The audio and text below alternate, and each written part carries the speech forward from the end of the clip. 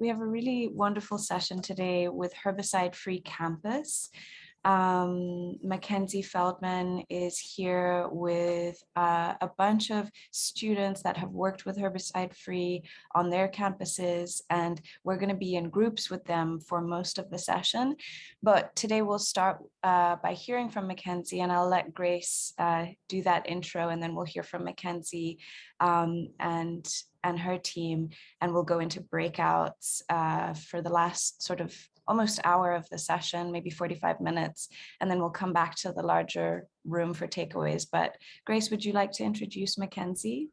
Yeah, and I want to just thank Mackenzie and Rosie, Naya, Charlotte, Ina, and Tommy for being here. And I would love to introduce Mackenzie to you all. She's the founder and executive director of Herbicide Free Campus, which is an organization committed to eliminating herbicides from schools across the country. Since she founded it in 2017, Herbicide Free Campus has grown from its origin at UC Berkeley in the Bay Area in California to the entire University of California system, to a nationwide movement that's seen incredible success in banning glyphosates and other systemic changes that bring us closer to a toxin-free world created by student action. And Herbicide Free Campus gives students the tools to create their own change across the US. And we're so honored to have Mackenzie here today to share these tools and her expertise with all of us. So welcome, Mackenzie. Thank you. Thank you, Grace, for the intro. And hi, everyone. Thank you so much for being here. Thank you, Judy and Natasha, for inviting us. We got some students here. We got some post-college graduates. I think Tommy is getting on now. And we got Ethan here, who helps with our campaign in Ecuador. So just like, yeah, a lot of exciting representation, and you'll hear from them in a bit. I think probably the best way to start, I can share my screen and play this short video. It's a few years old now, but it sort of just like tells a little bit more about our campaign, so you can get an understanding. So yeah, I can just share that, and you can let me know if you can hear this. Okay. Oops. Okay. In my sophomore year, I took. Can you guys hear that? Okay. I'll put it up a little bit. In my sophomore year, I took an environmental biology class, and my professor told us they sprayed tons of herbicides and pesticides like Roundup all over campus. The following spring, I showed up for volleyball practice one morning, and our coach said, if the ball rolls off the court, don't go and chase it because an herbicide had just been sprayed everywhere around the court. The World Health Organization has declared glyphosate a probable carcinogen, and that's just the active ingredient in Roundup. They say the most toxic part about it is the formulation with all these other chemicals. I was completely shocked, and so was my teammate, Bridget Gustafson, and we thought that it's borderline criminal to be spraying herbicides around young women in reproductive age with skin exposed. And so this moment on the court kind of seemed like the perfect time to do something about it. As a freshman, I was kind of unaware of what we could do as students to really get involved on campus. And she kind of just took me under her wing and was like, we can do this. And we have a platform as student athletes to be able to speak out. The first thing that we did was meet with the groundskeeper, and he said, I just don't have the staff to be able to pick the weeds by hand. And so we said, perfect, we have 20 girls on our team, we can pick the weeds for you. We've probably done about 8 work days by now where we get a bunch of students to come out, and students are working side by side with groundskeepers. And on the other hand, we're really trying to explore what are our aesthetic goals and why do we have to think about weeds in this way? And how can we use weeds as medicine and as food? This is Malva neglecta. It's in the same family as okra, actually. There's so much that we don't understand about our natural environment, and this is such a great way to kind of explore what's right before our eyes. What I really appreciate about Mackenzie's leadership is that for her, this isn't just this abstract idea of ridding our community of toxics. This is really about connecting with the people who are most affected. It is about the kind of world she wants to live in, the world she wants her family to inhabit. So we got herbicides banned from the courts, and then we started to put together this student group, and we got glyphosate banned from every UC school, which was a huge victory. that was the moment when I thought, this really has the potential to grow into something big. In a first case of its kind to reach trial, Dwayne Johnson is suing Monsanto. The 46-year-old blames his 2014 cancer diagnosis on Roundup's active ingredient, glyphosate. Lee Johnson was a groundskeeper for the Benicia Unified School District, and he got diagnosed with non-Hodgkin's lymphoma. He found out that this could potentially be caused by Monsanto's herbicide product, so he sued the company. I met Mackenzie at the trial in San Francisco. She came up to me and said, thank you for, fighting the fight. When I heard her story about what she was able to do at Berkeley, I reached out to her and asked her if I could help with her campaign. I think about Lee Johnson and what he's going through, and I think that if I can prevent one person from going through what he's going through, then I must. And so I want to get herbicides out of every school in the country. And being from Hawaii, I thought, all right, should I start from there?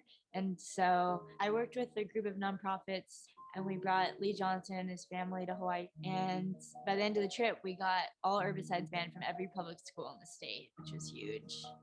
I really think one person can make a difference. And frankly, we don't have time to sit around. We have to change for the sake of future generations and for the health of this planet.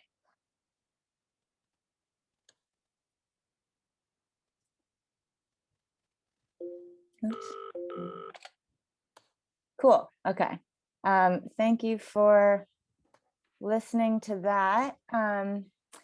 Hope that it gives you just a little bit of an idea if you weren't familiar with herbicides or just, that's just a little bit about our campaign and our inspiration, which, drew a lot from that trial of Lee Johnson versus Monsanto. And his trial really had, ripple effects around the world and has led to a lot of these changes. And I'll talk about it a bit more in my presentation, but put in the chat if you have questions throughout and we can answer them after.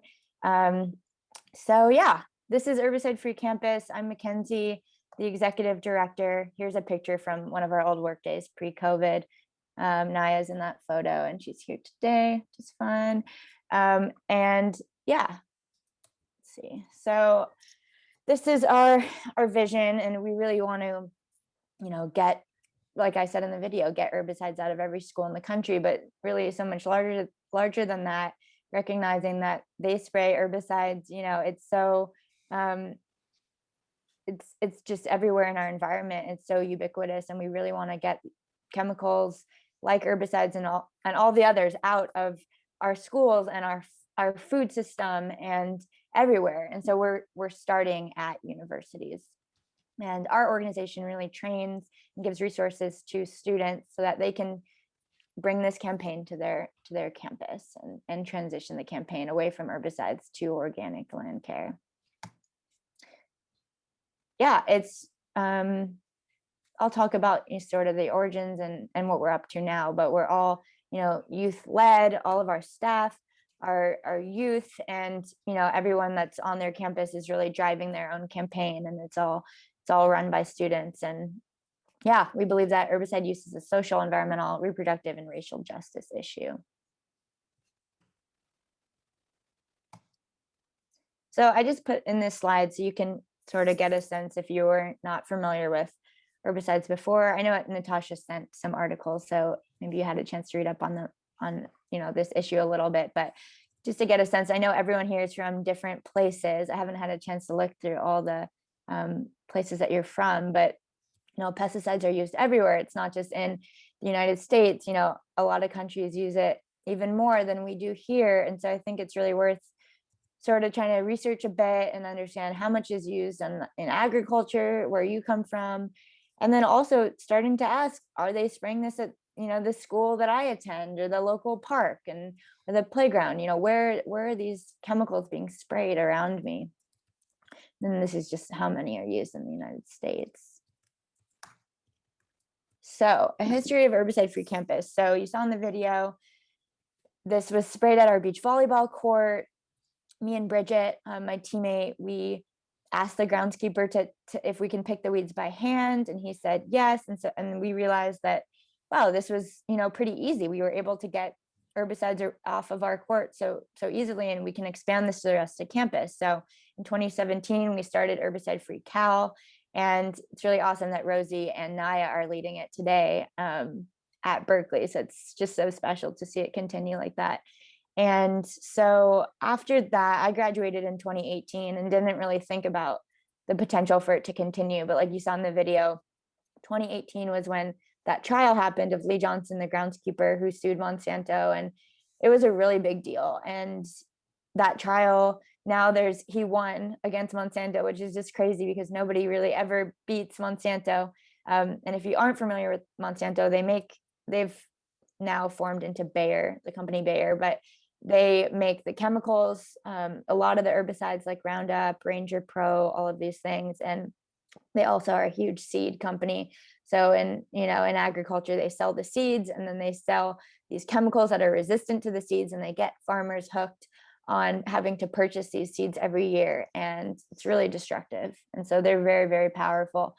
And we decided to expand because students were reaching out to us and asking, how they can continue this campaign that we were able to do at Berkeley. How could they bring this to their campus? And we thought, wow, we really could, expand this beyond Berkeley. And I think if you all are thinking about, starting your own project, I think what's really important is really starting where you are, and instead of,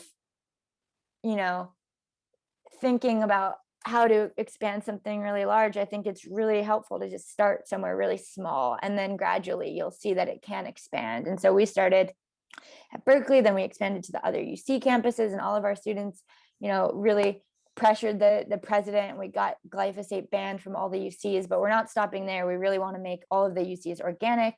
And yeah, so you see in 2019 that happened. Then we became national. In 2020, we were working with 18 schools in 10 states. We were working with Turning Green on a high school pilot program.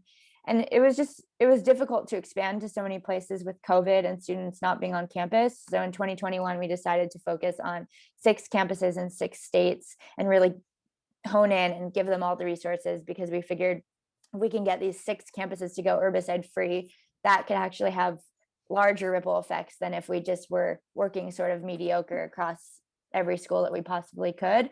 So those are just things to think about. I think you can do both. You could either spread your seeds really wide and try to make a little bit of impact on a lot of places, or you could intentionally work deeply with a few places. And I think both are good. And in our case, we're finding that I think working with a few is more helpful, but it really just depends on what you want to do and what your goals are.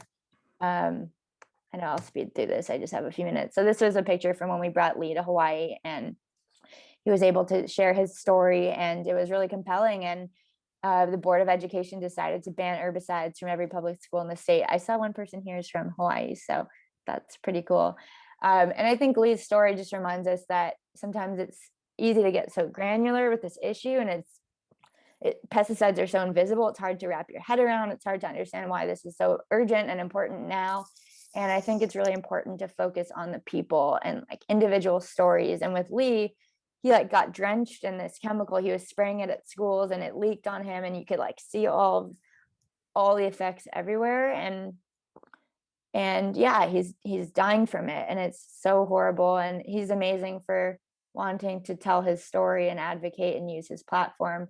And I think I would just say, that's a huge part of our campaign, is working with the groundskeepers and remembering that at the end of the day, they're the ones that are the most affected and the most exposed, and they're not, bad people for spraying this. It's just sort of the system, and that's what they've been taught to do. And it's important that we could, do what we can to help them and help them pull weeds. And even if it's not, even if we're not helping them, that's not the ultimate way that we can, having a few weeding days, it still might be a lot more labor for them in the long run, but it's just showing them that we care. And I know Berkeley did one the other day, which is awesome.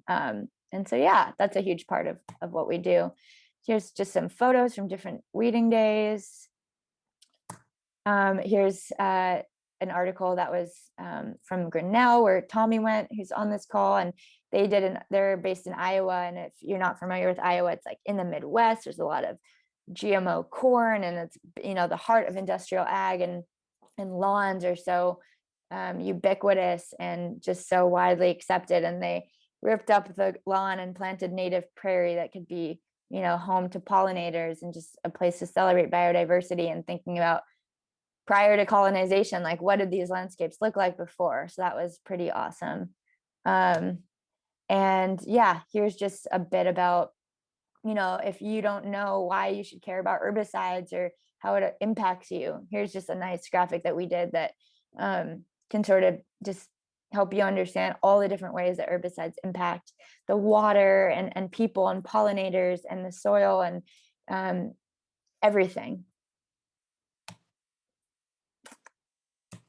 And yeah, this slide just tells a little bit about how I just wanted to end with this so you could think about, I know you're all from different places, so you should look at, like, glyphosate is just one herbicide, but you could look like, is this banned in my country?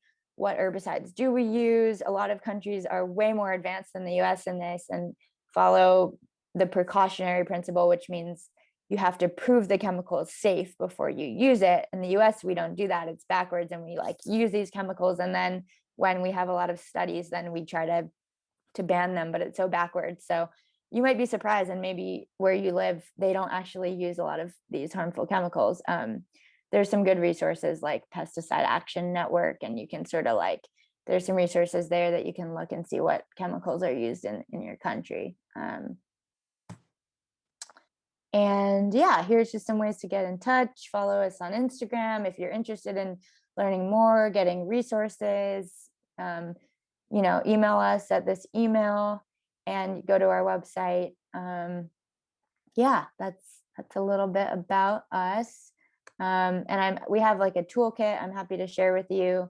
Just email me if you want help with anything. And yeah, I guess I will turn it over to the rest of the people to introduce themselves really quick. Is that where we are?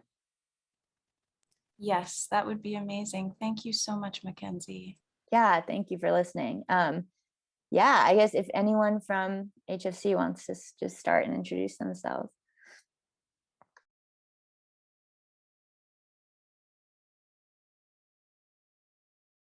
Well, I can go ahead and hop in. My name is Tommy Hector, and Mackenzie just showed a picture of one of the prairies I had the pleasure of planting working with Herbicide Free Campus. I grew up in Virginia on a small scale vegetable farm, 2 acres, and then I came to school in Iowa, which, as Kenzie was saying, is the heart of industrial agriculture. Quickly learned how different 30 million acres of farm fields is from 2. And I started asking questions about the way that we're managing the land. When I got involved with Herbicide Free Campus during my second year of college, I learned a lot about what it meant to be empowered and empower other people to take control of their landscape. And I think that's really what the power of Herbicide Free Campus is. It's retraining a lost art, which is engaging and acting in correspondence with the earth that we inhabit and with others around us. So often there's too few people taking care of too much land, and colleges and universities have a large chance to take a stab at fixing that issue. So that's why I'm here. Thank you all for being here. It's good to see you all around the world. I'll pass it off to somebody else. Well, thank you, Tommy. Naya, I'd love to hear from you. Hi, everyone. My name is Naya. I'm currently a 4th year student at UC Berkeley, and I got involved with HFC through Mackenzie. I had gone to the panel that she showed in the video where Dwayne Lee Johnson was talking about his experience as a groundskeeper spraying Roundup, and that whole experience of, you know, his life got put on pause because of this horrible chemical, because of this horrible company. And it was the first time that I had ever heard anything about herbicides. I'm from Southern California in the Valley, and coming up to Berkeley, I was exposed to a bunch of these crazy ideas of, wow, we can actually ban herbicides, so that this is like a possibility. And I thought that was awesome. And then she had reached out to me about at Berkeley, there's students doing this. And so I think the most valuable part of my experience so far has been definitely weeding with the groundskeepers, and getting that hands-on experience, and like getting to know the people that keep our campus beautiful, and also getting to know the people that deserve to not be exposed to these horrible chemicals. So I think it's really awesome that y'all are taking this course and like learning about these kinds of things, because I know it was valuable for me as well. So yeah, I learned about the power of people power, and that's what we're here to do. So yeah, nice to meet everyone. Thanks so much, Naya. And I believe you and Rosie work together. Is that right? So maybe let's go to Rosie next. Hi, good morning, good afternoon, good evening to everyone on this call right now. My name is Rosie, and I'm also fourth year at the University of California, Berkeley. I joined Herbicide Free Berkeley at kind of a weird time in which everything was still online, and it's just been amazing, inspiring to see everybody transition into in-person work. I've learned a lot about coalition building and how pesticides are truly like an intersectional issue. They involve environmental health, ecological harm, racial justice, and they're an issue in American campuses, an international issue. And I worked with Pesticide Action Network this summer and got a peek into how really present and yes, just how insidious and present the agrochemical industry really is. And I think that from an academic standpoint, like learning about food systems and agrochemicals in environmental studies, it's really easy to just think like, oh, well, obviously we should stop using herbicides, but it takes a lot of people power and support and conversations and resources to actually get there. And yeah, I'm excited to be here.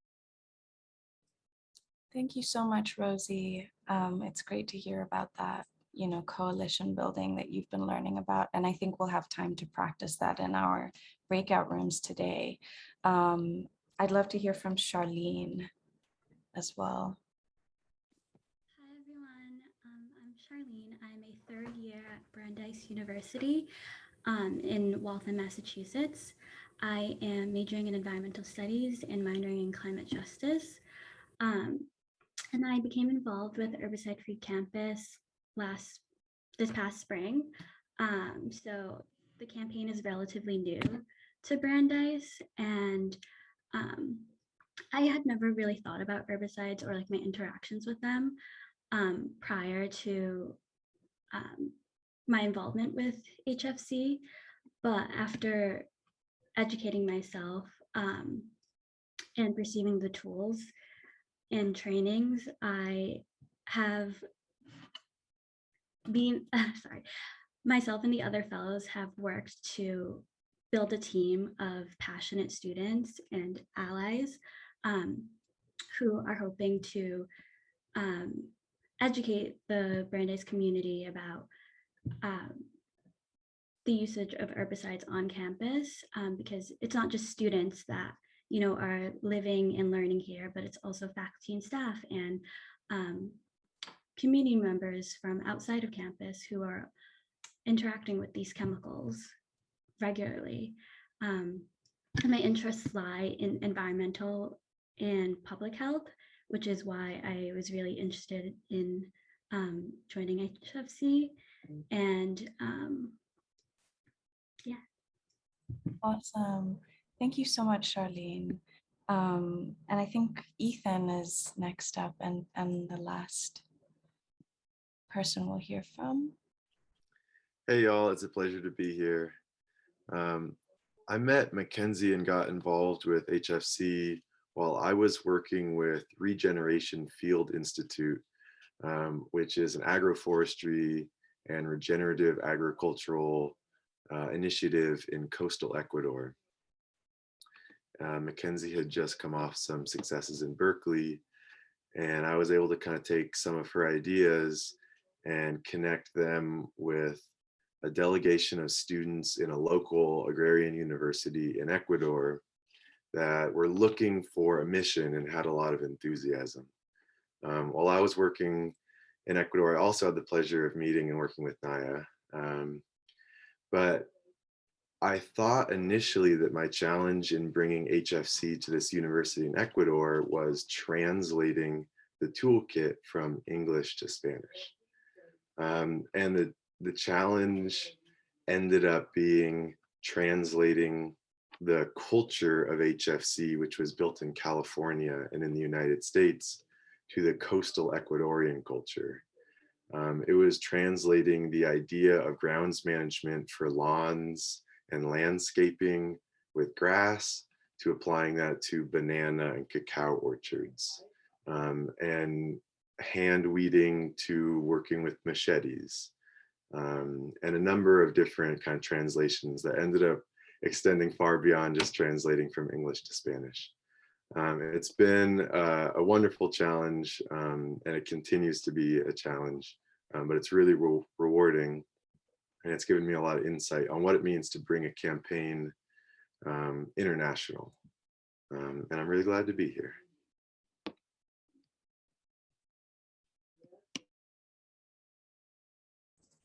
Was muted, sorry.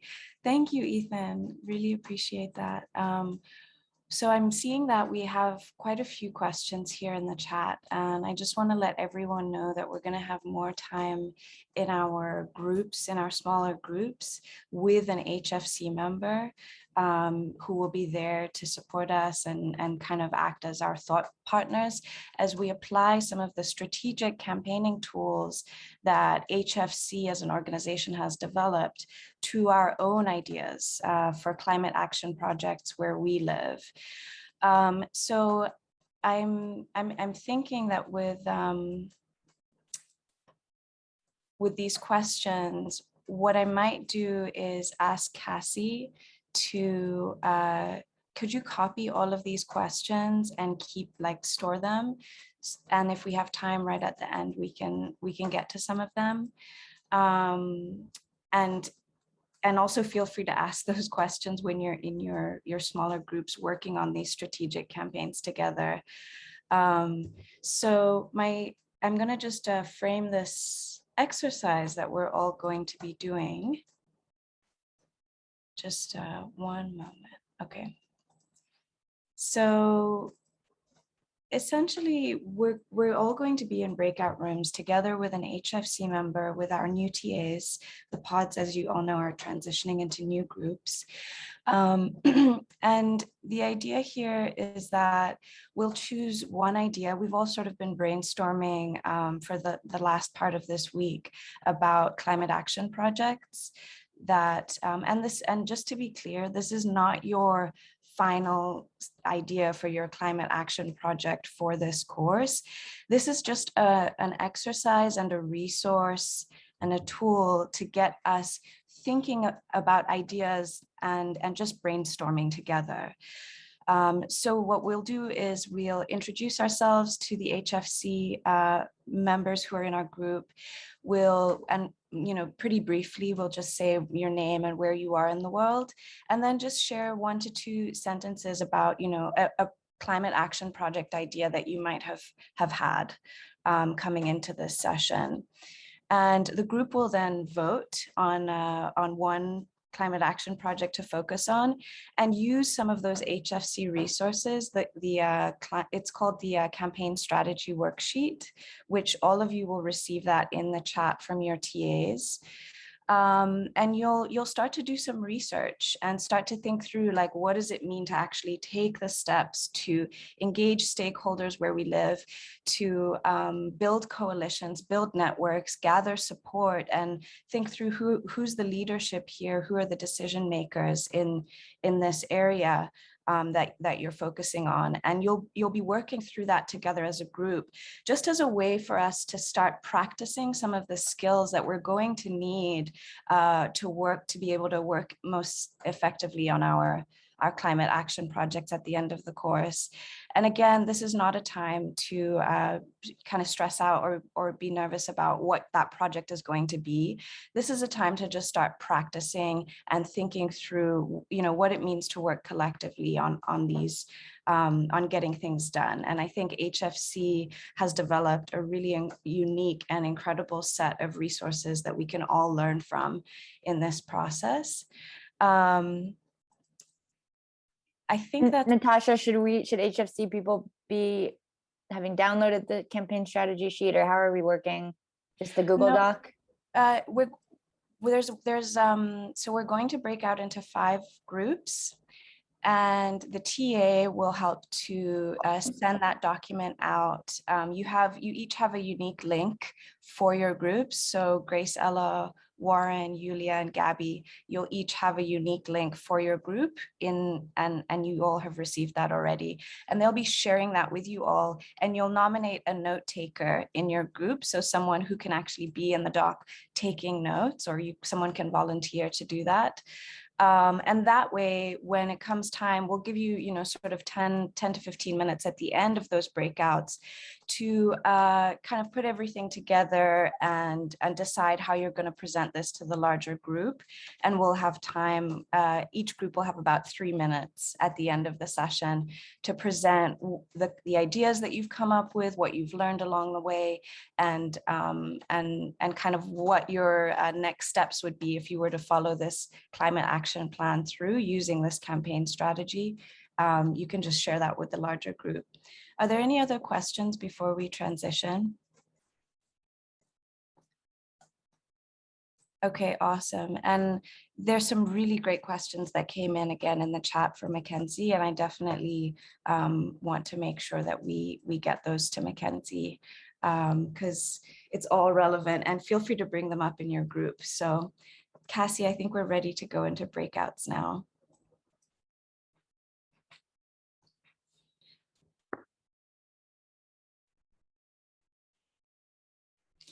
Okay, welcome back, everyone. I hope you had a great time in your groups. I know that with these kinds of workshops, we could easily spend 3 hours on this type of strategizing and content, but I think it's still worthwhile to kind of get that expertise from HFC, being able to sit in. I know the group that I was in had a really rich kind of conversation about what it takes to actually start implementing these steps and how to organize your thinking around any kind of environmental or climate action that you're wanting to take. So thank you again, everyone from HFC, for that. I'd love to get some takeaways. So I think each group nominated someone to share and kind of present on a little bit about what you've been working on in those groups. So if we could hear from those groups, maybe I'll go, we can just go according to whether you were with Rosie, Naya, Tommy, Charlene, Ethan, or Mackenzie. Although I know Tommy, there was one group where there was 2 of you. So let's just start with Rosie's group. Okay, so yes, I'm going to give you the takeaway of our pod, and we were discussing about an idea of project which is going to be implemented in our in a neighborhood, and the principle of the main goal for the short term is to identify who the target audience is and what format the course will take, because the main intention of the project is to give environmental education to young people from the community and to connect all people in the community to understand what we have in our park, for example, which trees we have, which plants we have, and which actions we can do to help our community to stay better and to implement daily routines in our homes that can help our planet. Intermediate goal maybe it's to create a curriculum and to implement those actions in our community. And the long-term goal is to bring environmental education to young people. We talk about success like having students actively participate and also to get support from state and government institutions because we need to know which activities we can do in this place.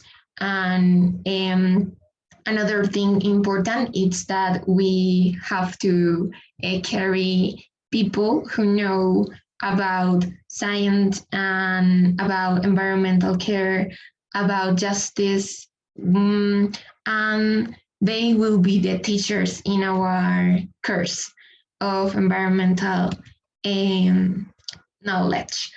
And at the end of our discussion, we were talking about maybe barriers that we could have because of lack of interest or the situation of COVID, because we don't know if it is possible to do our course outside or it's going to be virtual, and those things. I think this is the takeaway. Yeah, thank you so much, Maria. Really appreciate that. I think for all of us, it was kind of a process of just getting started with thinking about, the SMART goal format and starting to just brainstorm those ideas. So, you're not expected to have an end product here by any means. It's just kind of what were the ideas that came up and what were some of the more compelling strategies that you guys all created. So could we hear from Naya's group?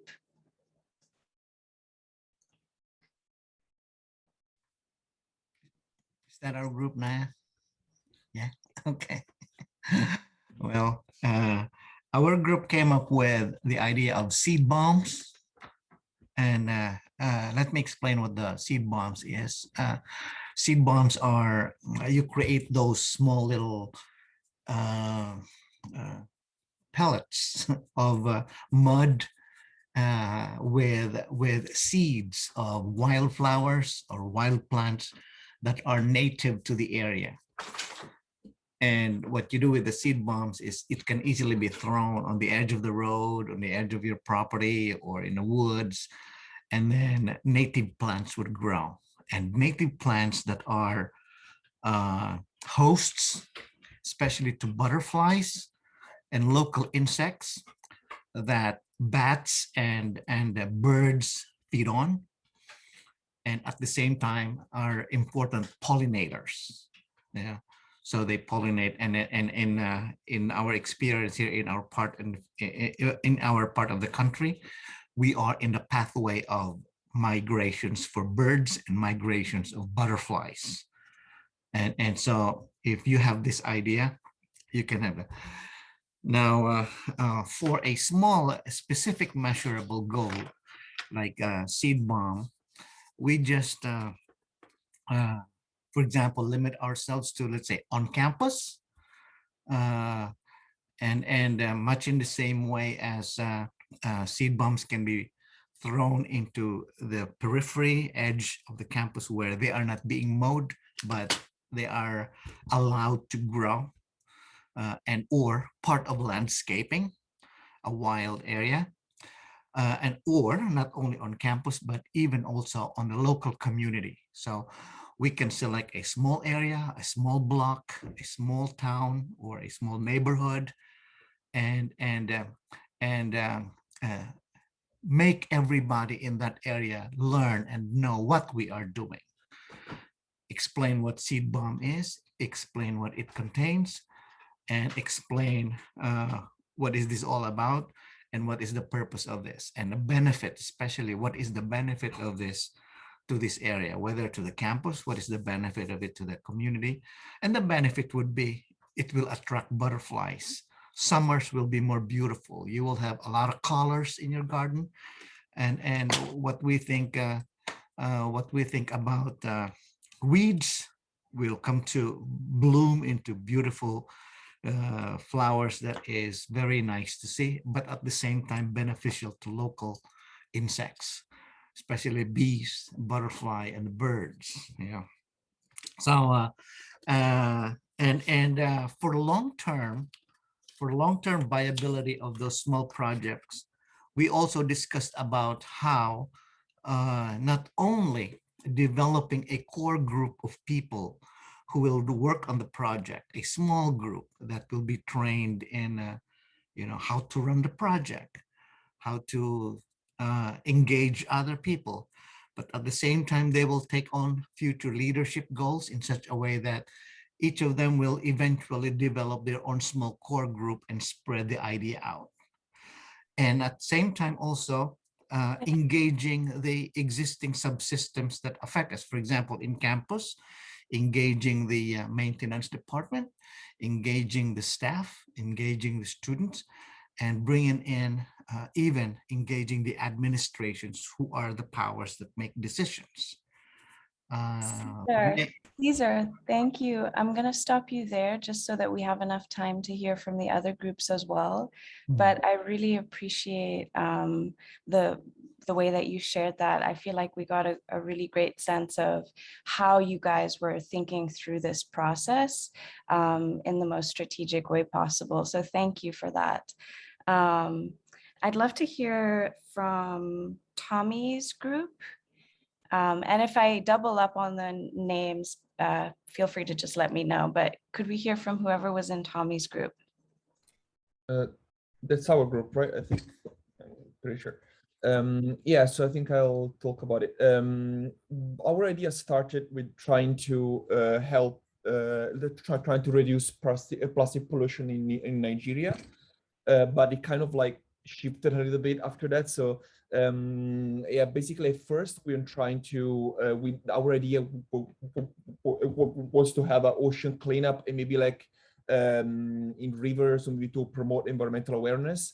But after it kind of like expanded into trying to inform people about ways how to reduce it and maybe to give alternatives to plastic packaging. So our main idea became to try to create bazaars or markets in either campuses or like in various places, so that people don't have to maybe buy things, but they can like they can buy things that the people don't need, so that people can like leave things that they don't need in the market, and other people can get them from the market. So this market would kind of be a way to reduce consumption and also to inform people about recycling. So we want to add a way to reduce plastic pollution also in the campaign. And our idea for that was to have kind of like people maybe clean up beaches or clean up places where there's a lot of trash, and then maybe give maybe help by helping cleaning up the trash. Maybe you will get from, I don't know, maybe 5 used batteries, you would be able to get something from the market or something like that, kind of like exchange type of thing. So that was our idea. I mean, I'll try to go quickly so we don't so other people can also talk. But yeah, and our main barrier that we found was probably not to fall into consumerism. So we the main idea was to continue reusing things instead of acquiring more, and trying to kind of build up this idea and this this concept, and also trying to find a way to fund the project. And because that was a main obstacle, and our idea to fund the project was to probably find partnership with other places that do have a similar sustainable mindset, or maybe like a secondhand shop places, or maybe other partnership with, I don't know, government organization or other sustainable places that sell maybe recycled products, to help up maybe have a partnership with us so that we could be able to fund the project, or maybe a government that wants to do this in their own city or town, so they would fund us and do this. So that was our main idea. So and probably also like to do to instill good practices to kids, so that they could in themselves in the future do this, like and kind of educate them about this. So yeah, I think so much, Vittorio. That was exactly 3 minutes. So well done. Wow. Vittorio, I'm seeing actually that you were in Tamia's group, not Tommy's group. So I'm sorry. yeah, with Yeah. Charlene from HFC. So that's wonderful. Thank you so much for sharing your takeaways and just presenting on your ideas. That was really wonderful. I'd love to hear from Ethan's group, someone who was in Ethan's group, which is where I was. I believe it's me. So we are talking about protect the grassland in the unis by not cutting them, and reforesting land to protect also the not just the grass, but the wildlife that exists in the unis. And in the end, or in the long term, promoting pesticide-free crops grown by the students. As our short-term goals, we think about who is the groundkeeper, sending an email to administrator, and also emailing lecturer to see if they have any interest in the project. As intermediate term goal, we are trying to get like 10 students to register by the first month, and to achieve at least 1 hectare of protected green space in 1 year of project. As barriers or challenges, we discussed maybe unis have such huge campus, so it's a large volume of green space to preserve. Also determine our priorities and deal with the obsession with aesthetics in the landscape. As our tactics, let me see here. Our primary tactic would be reach the groundskeeper, talk to them, and let them talk with the target. I said tactic. And let them reach the students in the green management course. And as our secondary target would be reach the student union or administration.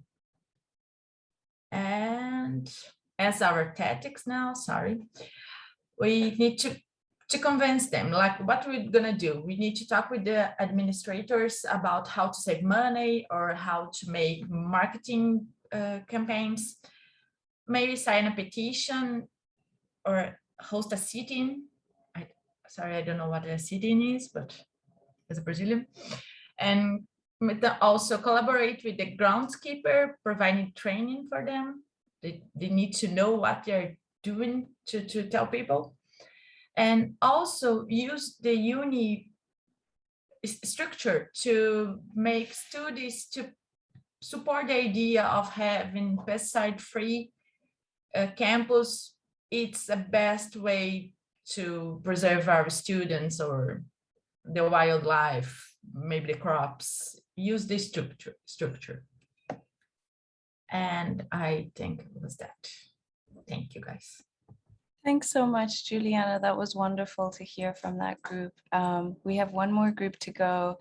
And I think you mentioned that one of the tactics that was mentioned in our group was a sit-in. And I think, we can kind of Google what that is and learn more about that, but that's just one advocacy tool that we can think about using activism. So actually having everyone protest together and sit in a location, a building, or a common place on campus or in your community, and refuse to move until some action is taken or some policy is implemented. At least that's my understanding of it. But it's helpful to start thinking about these kinds of advocacy tools as we move into next week, focusing on climate justice. It's good for us to start thinking like, okay, we have these different ideas for projects to work on. What are the advocacy tools and skills that we can start to implement? And I think this campaign strategy worksheet is kind of a starting point for that. But finally, I'd love to hear from Mackenzie and Tommy's group. If there was someone.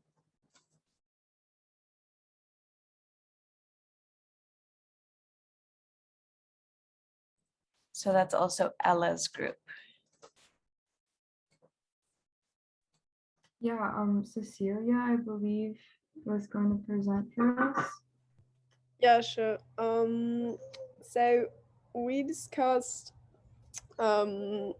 Rich's project, and he talked about implementing urban green infrastructures in Kalavazal. I'm not sure I'm pronouncing it correctly, in India, which is a highly congested area and especially highly congested road.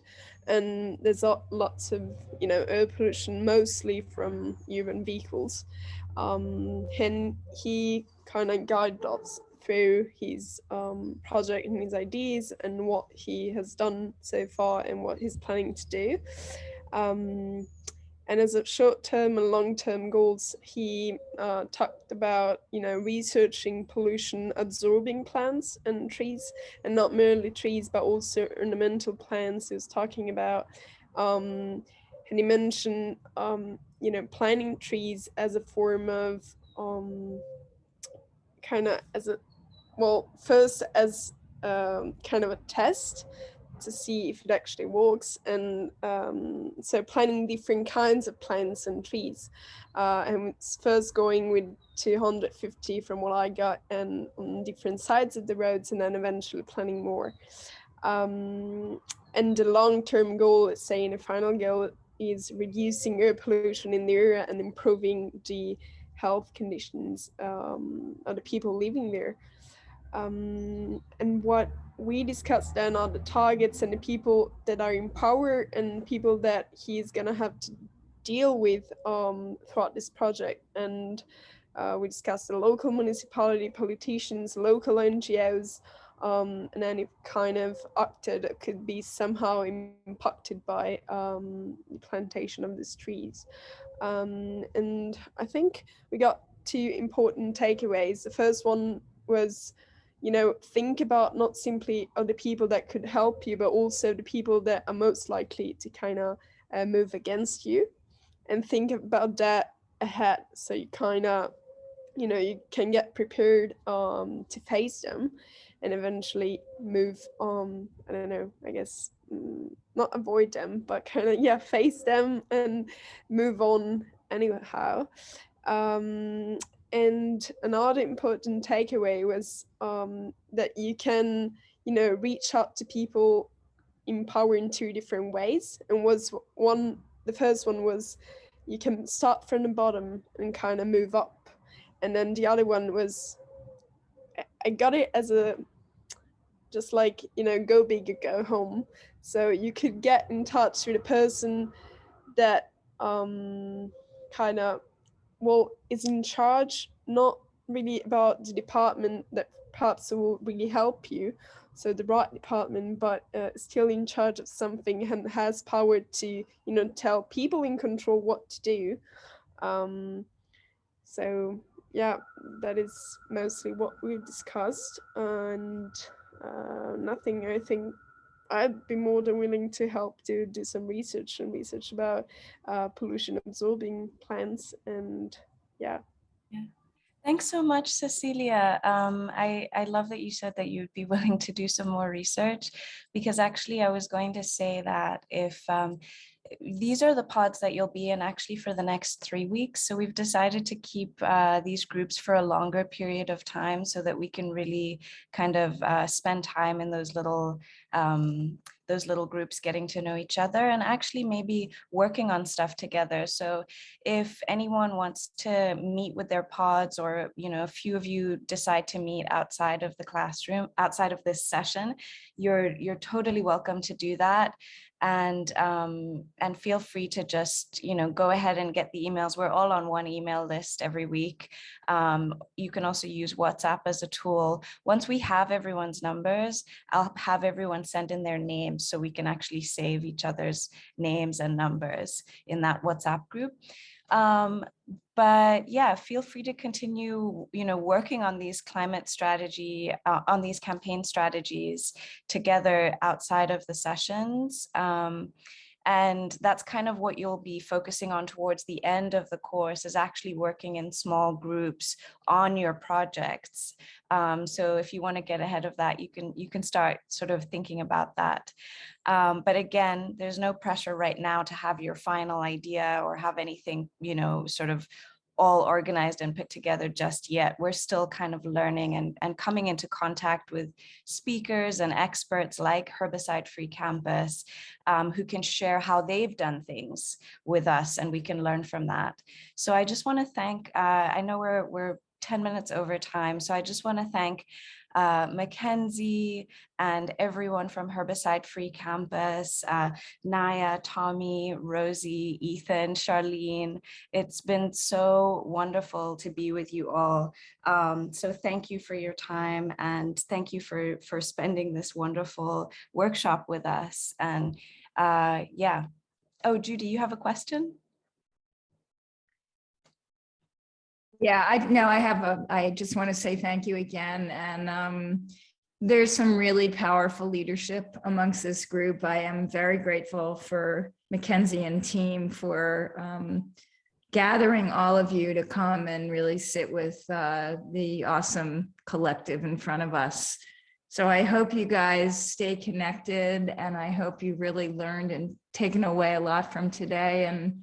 And I think that this journey is really to prompt thought and ideas of what you can accomplish. And your ideas are fantastic, and know that there's not a wrong in anything that you're coming up with. So stay on your journeys and keep building them. And thank you for sharing everything you did with us today. It was really awesome to observe. Thank you, everyone. And we'll see you all on Monday.